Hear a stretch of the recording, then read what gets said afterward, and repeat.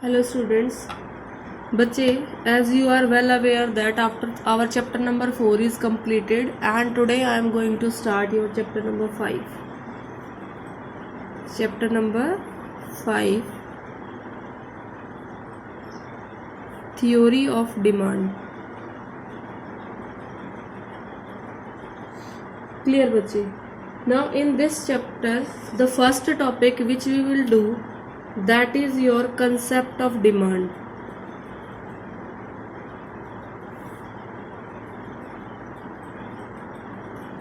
आपकी बुक के अंदर पेज नंबर 103, कौन सी बुक बेटा? TR जैन की बुक जो है, पिंक कलर में जो लास्ट में जो लिखा है, हम वो डेफिनेशन लर्न करेंगे इसके लिए. So what is your demand?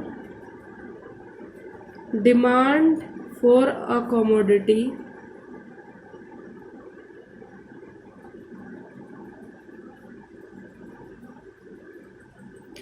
is the desire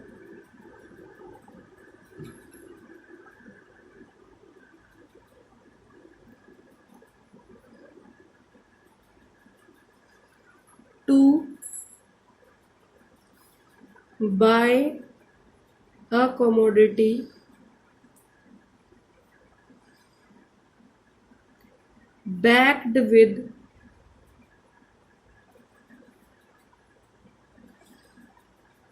sufficient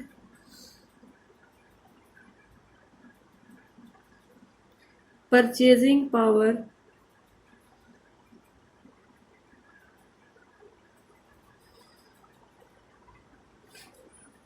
and the willingness to spend.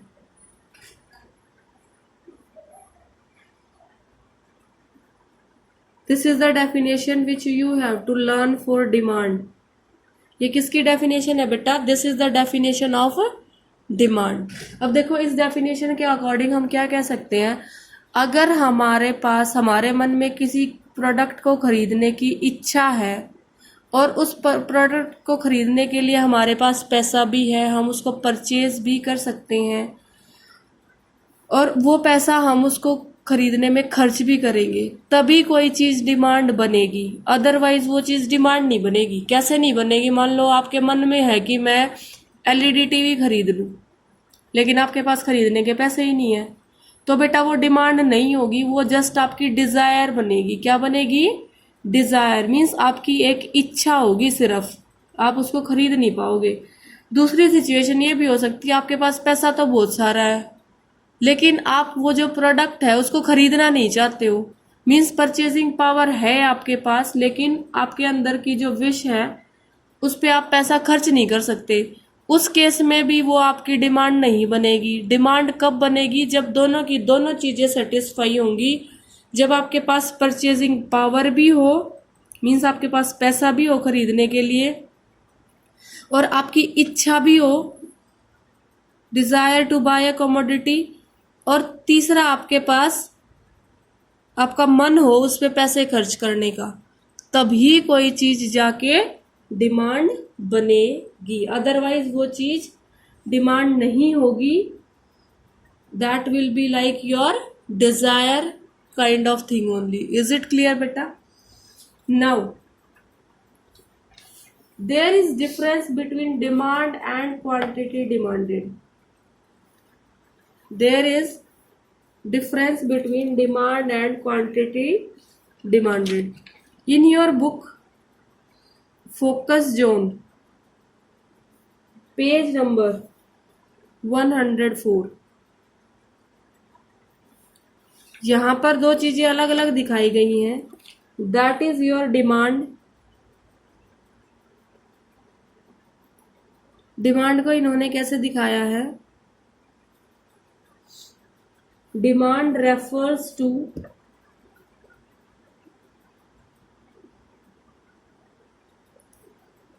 different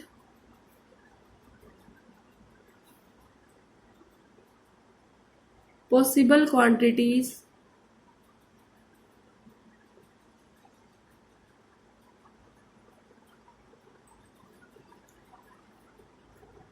of a commodity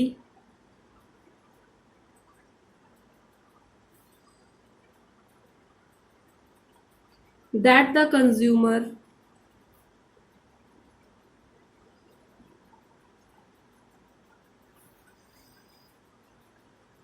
is ready to buy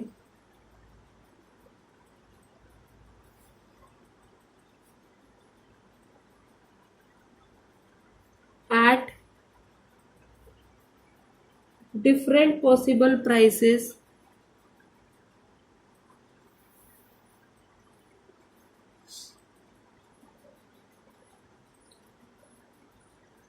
of that commodity. किसी कमोडिटी को परचेज करना, when a consumer is ready to buy any commodity at different prices, उस commodity की जो different different prices available है उन prices के according उसको परचेज करने के लिए रेडी होना, इस चीज को तो बोलते हैं बेटा डिमांड। क्या बोलते हैं? डिमांड। फिर एक जो नया कंसेप्ट है आपका, that is quantity demanded. Quantity demanded, इनमें ज्यादा फर्क नहीं है बट हल्का सा फर्क है दोनों चीजों में, डिमांड और क्वांटिटी डिमांडेड में। अब मैं आपको क्वांटिटी डिमांडेड लिखवा देती हूँ। Quantity demanded refers to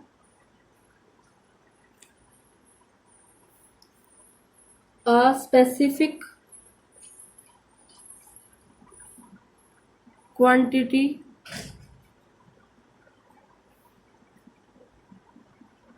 to be purchased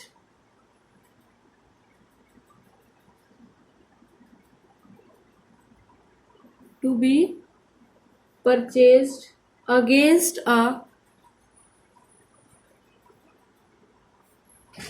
specific prices.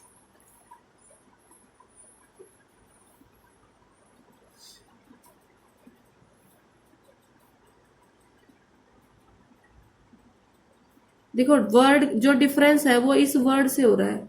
यहाँ पे क्वांटिटी परचेज जो हो रही है वो भी डिफरेंट है, कमोडिटी का प्राइस भी डिफरेंट है, लेकिन क्वांटिटी डिमांडेड में जो है बेटा आपकी जो क्वांटिटी परचेज हो रही है that is of specific quantity, और जो आपकी कमोडिटी परचेज हो रही है that is also at specific price.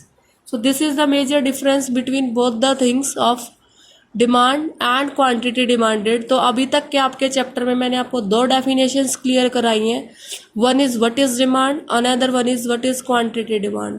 Let's move further. Next topic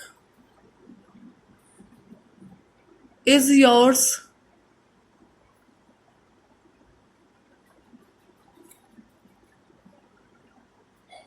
demand schedule. What is next topic बेटा? Demand schedule.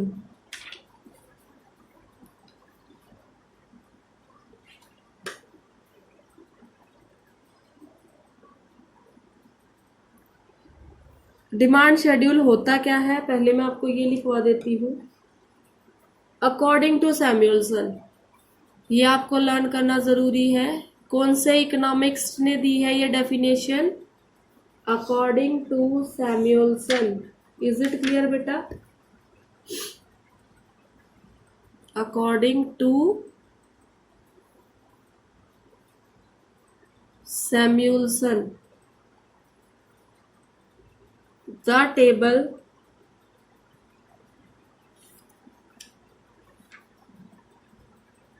table relating to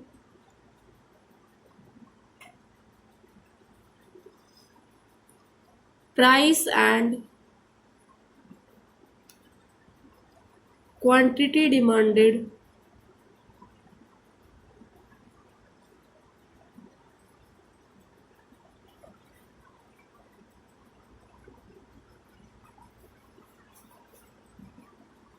is called demand schedule, ऐसा table जिसमें prices के अकॉर्डिंग किसी commodity की quantity mention की गई हो कि कितनी परचेज हो सकती है, उसको बोलते हैं डिमांड शेड्यूल। क्लियर है बेटा? आपको ये डेफिनेशन लर्न करनी है जो अभी मैंने आपके सामने लिखी है।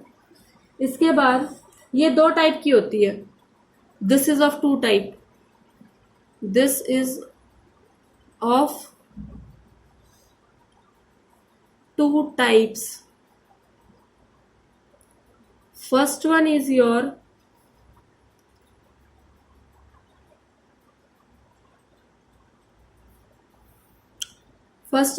बेटा इंडिविजुअल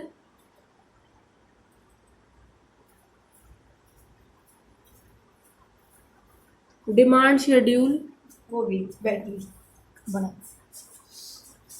ठीक है। First one is your individual demand schedule, second one is your बेटा market demand schedule,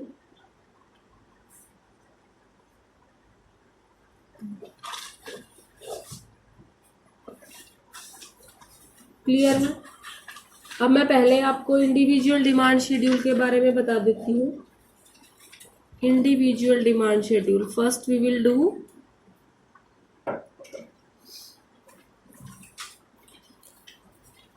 individual demand schedule. देखो इंडिविजुअल डिमांड शेड्यूल का टेबल ऐसे बनेगा,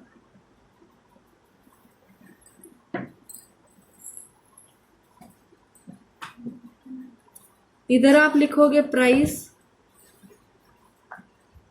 ऑफ गुड एक्स और यहां आप लिखोगे बेटा क्वांटिटी ऑफ गुड एक्स, कितने यूनिट्स हैं। देखो अगर आप वन प्राइस एक है तो आप गुड कोई भी गुड मान लो 4 लेते हो, अगर उसका प्राइस 2 हो जाता है तो आपकी क्वांटिटी जो है कम हो गई 3, प्राइस 3 होता है तो क्वांटिटी हो गई 2, और अगर 4 होता है तो 1 हो गई। ये हाइपोथेटिकल एग्जांपल्स हैं, जस्ट रिलेशनशिप शो कर रहे हैं बेटा आपको, ठीक है। इसके रिलेशनशिप से हमें क्या पता चल रहा है, देखो ध्यान से देखो, जैसे जैसे प्राइस बढ़ रहा है ना, प्राइस 1 2 3 4 ऐसे बढ़ता जा रहा है, जैसे जैसे प्राइस बढ़ रहा है वैसे वैसे आपकी क्वांटिटी जो है वो कम हो रही है। अब जो आपकी क्वांटिटी कम हो रही है ना बेटा, इसके अकॉर्डिंग जो रिलेशनशिप हम है ना वो यहां बता सकते हैं, इनवर्स रिलेशनशिप है। क्या है? Inverse relationship. इनवर्स रिलेशनशिप को दूसरा नाम होता है नेगेटिव रिलेशनशिप। क्या होता है? Negative relationship. और इसका मतलब क्या होता है, इफ P इंक्रीजेस, ठीक है, आपका प्राइस जब X का इंक्रीज हो रहा है तो आपकी quantity of X will decrease, और अगर आपका price of X in decrease होगा बेटा तो आपके quantity of X will increase. ये है आपका इनवर्स रिलेशनशिप। क्लियर है? अंडरस्टूड बच्चे? Got it this thing? Okay. Now I am writing over here your definition. Just have a look. This was the diagram which was showing. Now the definition you have to do from your focus zone. Focus zone, page number 105. Clear? This definition you will be doing.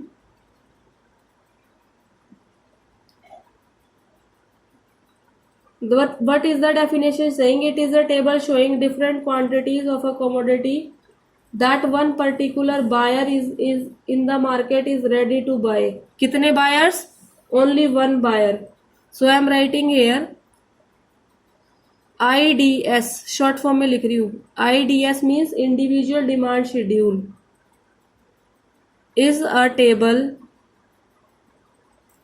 showing different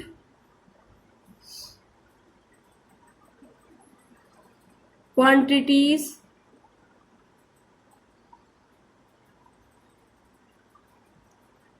of a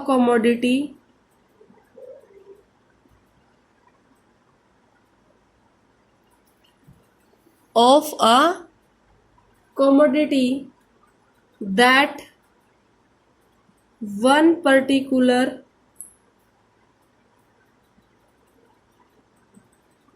buyer oblique consumer in the market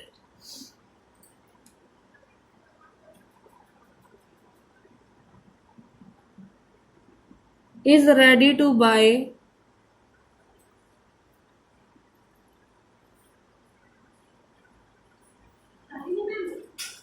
at different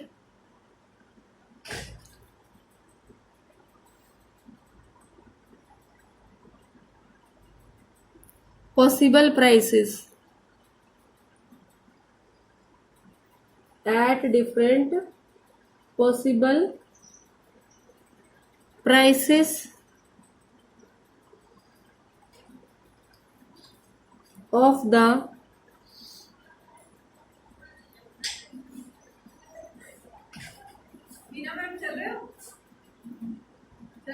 कहाँ नीचे जाऊंगी तभी कराऊंगी of the commodity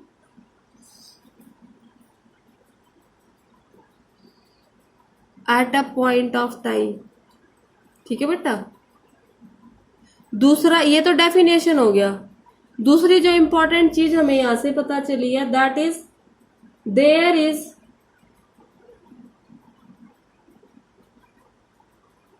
this is your definition of individual demand schedule. There is, ये जो लिख रही हूं ये एक इंपॉर्टेंट पॉइंट है जो आपको नोट डाउन करना है। There is an inverse relationship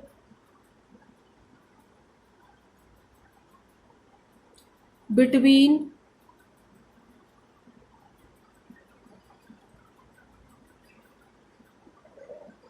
own price of the commodity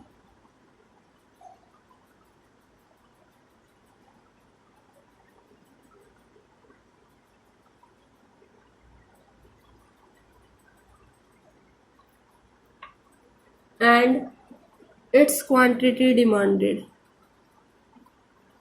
and its quantity demanded. ठीक है बेटा। मेन चीज जो है यहाँ पर जो है वो एक ही बायर है मार्केट में, only one particular buyer is there, that's why it is called individual demand schedule. Now I am moving to your market demand schedule.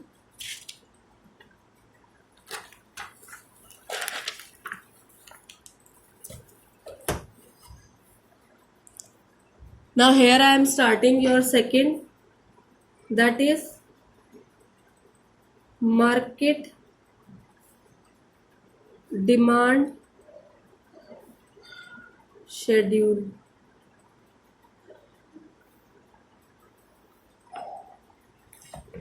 इसमें बेटा आपका जो मार्केट डिमांड शेड्यूल है, let's make a box. Here we will take price of good X.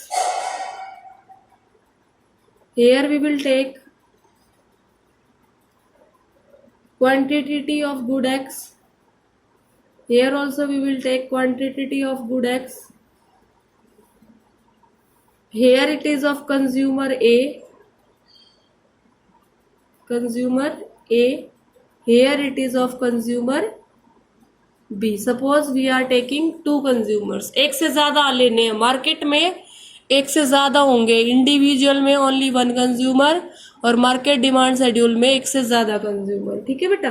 तो अभी हम दो ही ले रहे हैं सिर्फ, हम तीन भी ले सकते हैं, चार भी ले सकते हैं।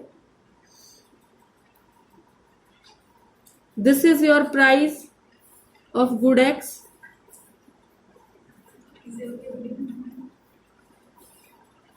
In rupees. नाउ बच्चे बाकी सब्जेक्ट में 45 का रेशियो देखो। क्यू एक्स जो आप यहाँ निकालोगे that will be of consumer A plus consumer B, that will be called, ये ए का क्वांटिटी बेटा, ये बी का, और ये आएगा ए प्लस बी का, ठीक है, दोनों का टोटल। जब टोटल कर देंगे तो वो बन जाएगा मार्केट डिमांड। क्या बन जाएगा? Market demand. समझ आ रहा है आपको?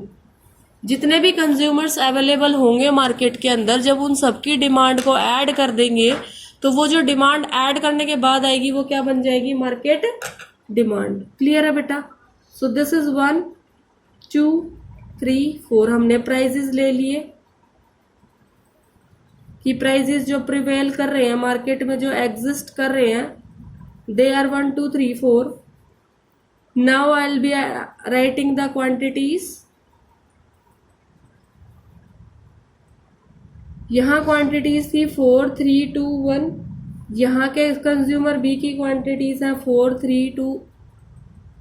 जब ये ऐड हो जाएंगी बेटा तो ये बन जाएगा 4 + 5 that is 9, 3 + 4 that is 7, 2 + 3 that is 5, 1 + 2 that is 3। So this is your market demand schedule.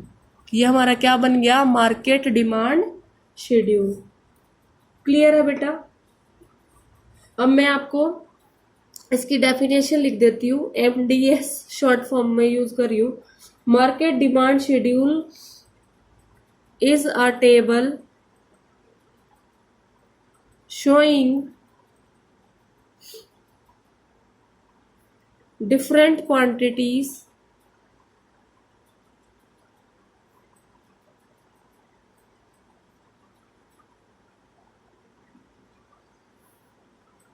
of a commodity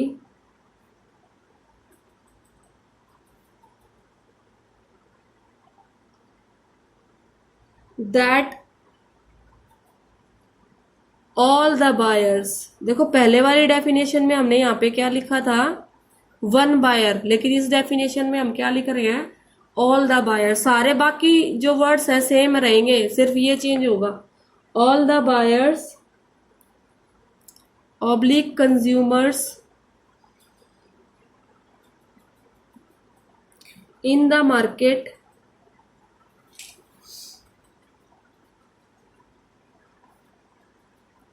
are ready to buy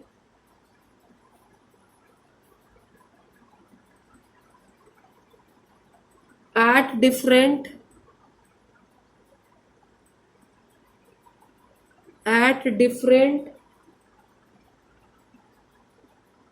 possible prices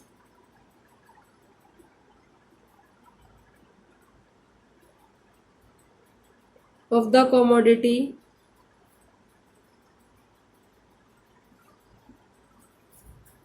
at a point of time।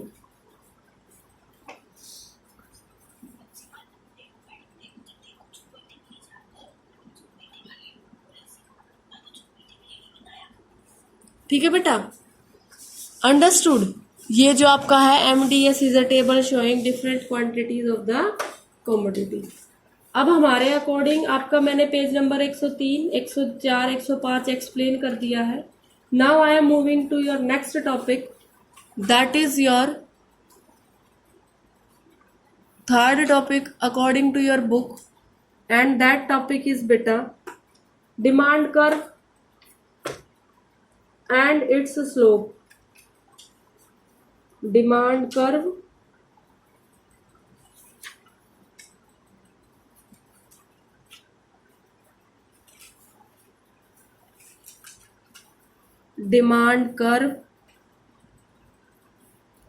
and its slope।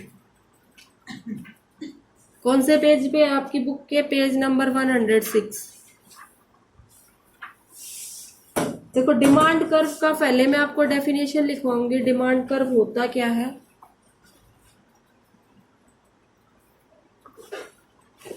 What is your demand curve बेटा?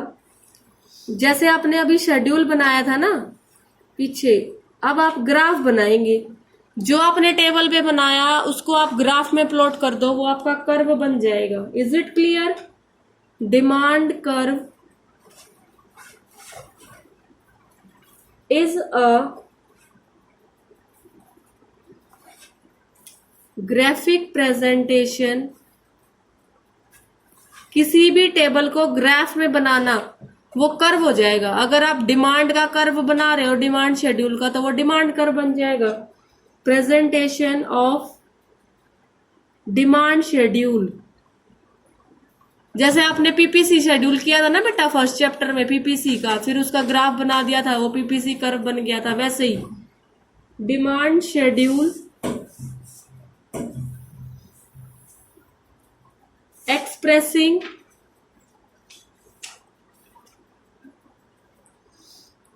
the relationship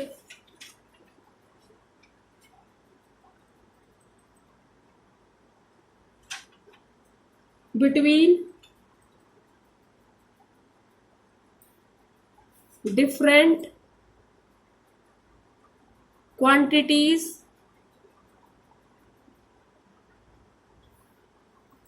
of a commodity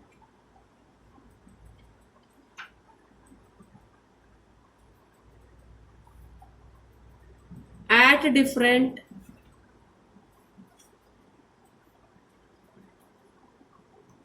possible prices।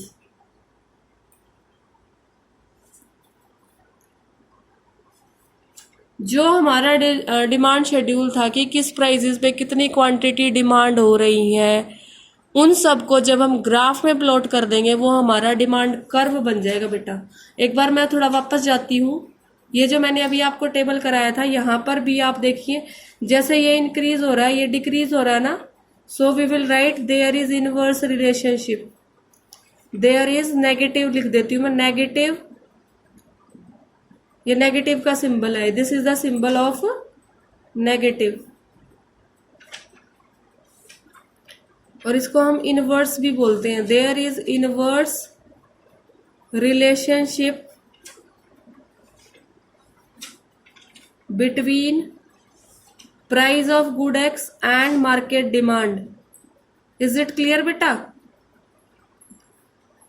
ध्यान रखना, पहले वाले में भी inverse था, इसमें भी इनवर्स होगा। Now I am coming back to your demand curve. It is again of two types. First type, it is of two types. What is your first type? Your first type is individual demand curve.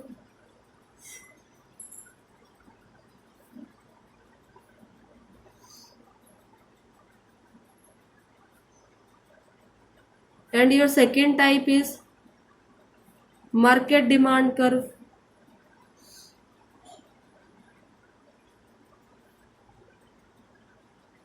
ठीक है, जो definition आप लिखेंगे दोनों का, एक बार आप,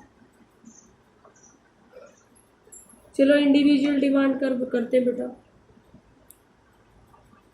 first we will start your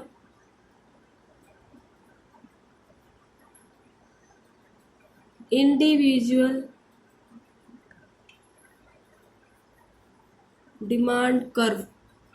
first we will start your individual demand curve. अब इंडिविजुअल डिमांड कर्व में क्या होगा, देखो,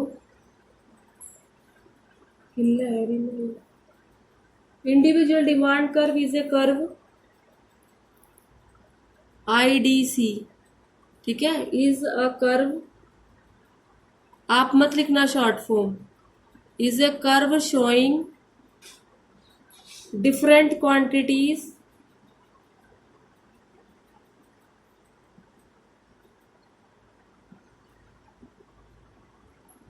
of a commodity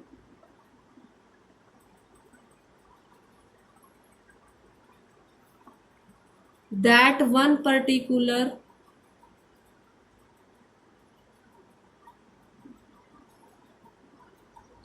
buyer is ready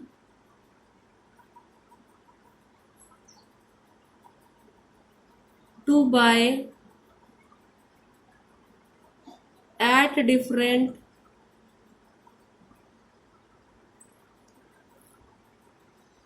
possible prices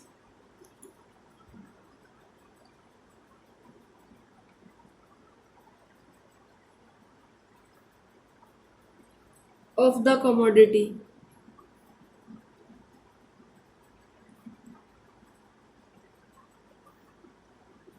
at a point of time.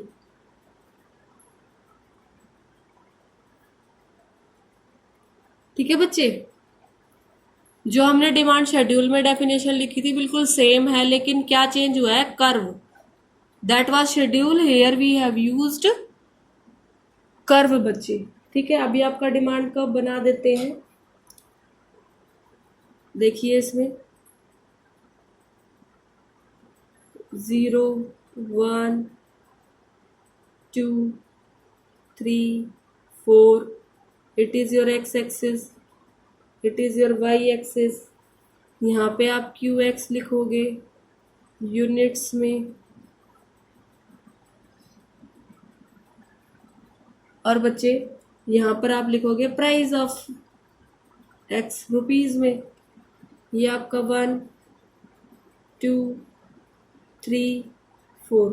अब जो आपको डिमांड शेड्यूल मैंने बताया था बेटा, उसके अकॉर्डिंग क्या था आपका डिमांड शेड्यूल? एक बार मैं रफली यहाँ बना देती हूँ ताकि जब हम प्लॉट करेंगे इजी हो जाएगा। What was that? P X Q x 1 पे 4 था, 2 पे 3 था, 3 पे 2 था और 4 पे 1 था।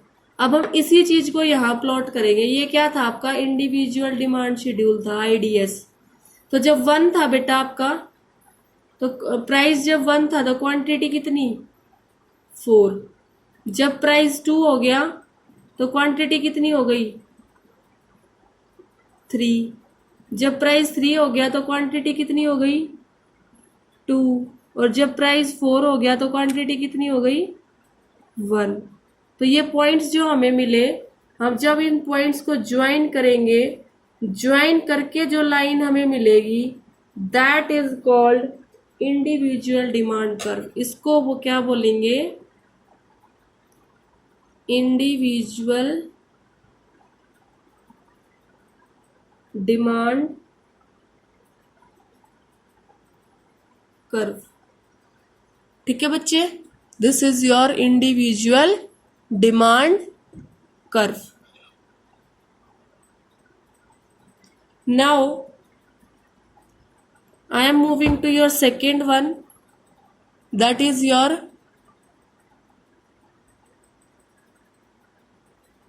market demand curve.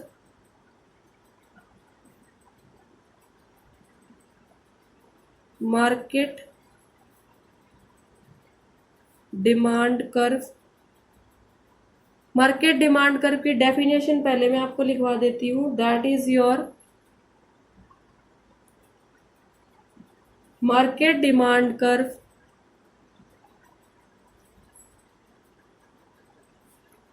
is the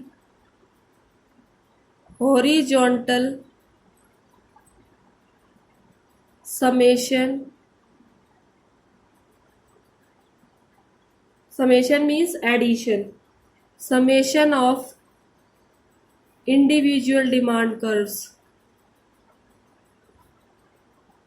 जो हमारे इंडिविजुअल डिमांड कर्व होंगे ना बेटा, जब उनको ऐड कर देंगे हॉरिजॉन्टली, तो जो फाइनल जो कर्व बन के आएगा उसको बोलेंगे मार्केट डिमांड कर्व।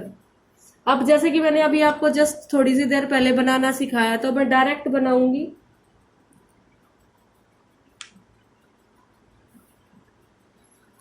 इस बार मैं शेड्यूल नहीं बनाऊंगी आपके लिए, जस्ट आई विल ड्रॉ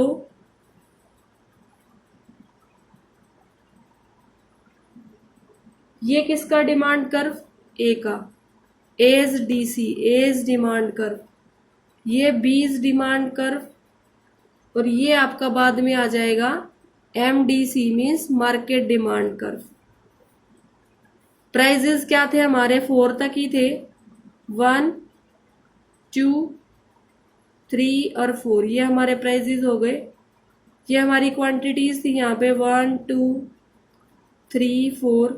ये 0, ये एक्स एक्सिस, ये वाई एक्सिस, ये क्या था बेटा हमारा क्यू एक्स, ये हमारा क्या था P X, Q X of A. ये हमारा ऐसे ही 1 2 3 4 5 तक था। ये हमारा क्वांटिटी ऑफ बी था, 0 था। एक्स वाई प्राइजेस वही थे, 1 2 3, बिल्कुल पैरेलल बनाने, सेम जो यहाँ रखेंगे वैसे ही लिखेंगे। और ये तीनों एक ही लाइन में बनेंगे ऐसे एक साथ, बिल्कुल ऐसे के ऐसे एक साथ ही बनते हैं तीनों। फिर बेटा ऐसे ही हम ये 1 लेंगे, इधर 2, इधर 3, इधर 4, ये आपका पी एक्स है। अब यहां पर हमारा जो आएगा quantity of A plus B, Q X किसका, ए प्लस बी दोनों का। और हमारा जो मार्केट डिमांड था उसमें क्यू एक्स कहाँ तक गया था, 9 तक गया था, याद होगा ना आपको। 1 2 3 4 5 6 7 8 9, ये मैंने एक्स लिख दिया क्योंकि हमने ऐड किए थे। ठीक है बेटा, तो देखो जब प्राइस 1 था तो क्वांटिटी कितनी थी 4, फिर कितना हो गया जब प्राइस 2 हो गया क्वांटिटी 3 हो गई थी, जब प्राइस 3 हो गया था क्वांटिटी 2 हो गई थी, फिर ये 4 हो गया था तो ये 1 हो गई थी। तो ये तो आ गया आपका, ये क्या आ गया बच्चे आपका, जब इनको ज्वाइन कर दोगे, अच्छे से ज्वाइन करना स्केल से, ये तो आपका आ गया इंडिविजुअल डिमांड कर्व ऑफ ए। ठीक है, ऐसे ही जब आपका प्राइस 1 था तो क्वांटिटी 5 थी, 2 हुआ तो 4 हो गई, 3 हुआ तो 2 हो गई थी। 3 पे कितनी थी बेटा, 3 पे 3 थी आपकी। और जब आपका ये 2 हो गया था तो आपकी क्वांटिटी थी वहां पर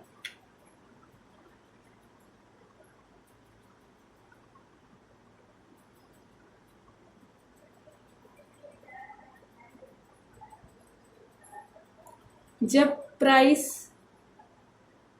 1 था तो 5 थी, ठीक है, 2 था तो बेटा 4 थी, 3 था तो 3 थी, और जब 4 हो गया तो ये आपकी 2 हो गई थी। सो दिस इज योर, जब इनको ज्वाइन कर देंगे तो हमारा क्या आ जाएगा, ये अच्छे से प्लॉट करने हैं आपने, 9th 10 में ऐसे ग्राफ प्लॉट करने अच्छे से सीखे हैं।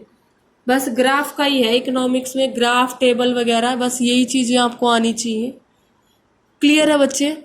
सो ये हमारा क्या बना, डिमांड कर्व ऑफ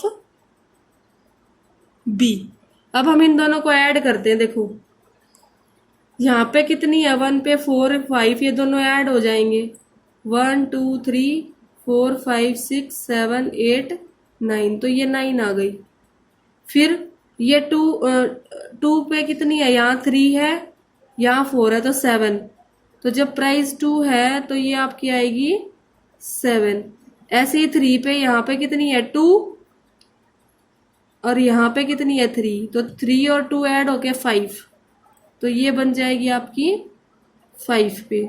ऐसे ही 4 पे यहाँ पर 1 है, यहाँ पर 4 पे 2 है, तो 1 और 2 ऐड होके कितना बनेगा आपका, ये 4 पे 3।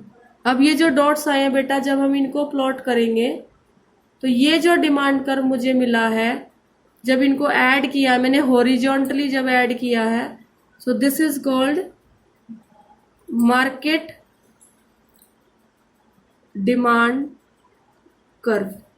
क्लियर है बेटा।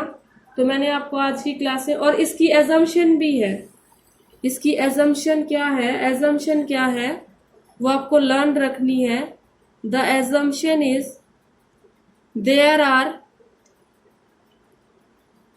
ओनली 2 कंज्यूमर्स, लेकिन ऐसा होता नहीं है बहुत सारे। जब बहुत सारे होंगे तब भी ऐसे ही होंगे, वो जो स्टैटिशियंस बैठे होते हैं ना, CSO, वो बहुत सारे कंज्यूमर्स को डील करते हैं, लेकिन हम बुक में पढ़ रहे हैं तो हम 2 एज्यूम कर रहे हैं। So this is our assumption that 2 are only there. So this is all about your today's class. Tomorrow I will be doing